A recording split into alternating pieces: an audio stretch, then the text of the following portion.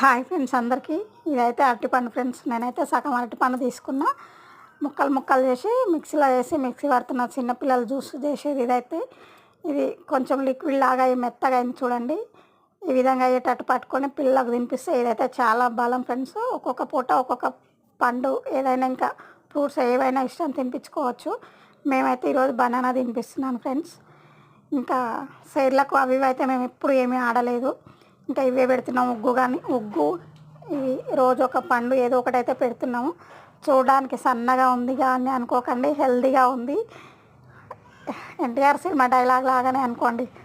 చూస్తే సన్నగా ఉంది, ముట్టుకుంటే షాకే అన్నట్టు అలా ఉంటుంది. ఆమెతో కూడా తినిపించడానికి అయితే చాలా కష్టం అయితే ఫ్రెండ్స్. చూడండి ఎలా చూస్తుంది, బయట సౌండ్ అయితే అటే చూస్తుంది. ఇంకా నాకు ఆకలి లేదు, మీకు ఆకలి అయితే మీరు తినండి, నాకు సంబంధమే లేదు అన్నట్టు అయితే ఉంటుంది అసలు తినే విషయం వల్ల.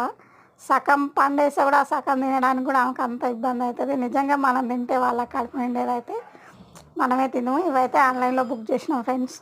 ఇవి ఉంటే డ్రెస్సులు మాత్రం అసలు ఏ మాత్రమైనా ఖరాబ్ కాదు, లేదు అంటే మొత్తం ఖరాబ్ అవుతుంది. జావగా ఇట్లా తాపేటప్పుడు మొత్తం డ్రెస్సులు అన్నీ ఖరాబ్ అవుతాయి ఫ్రెండ్స్.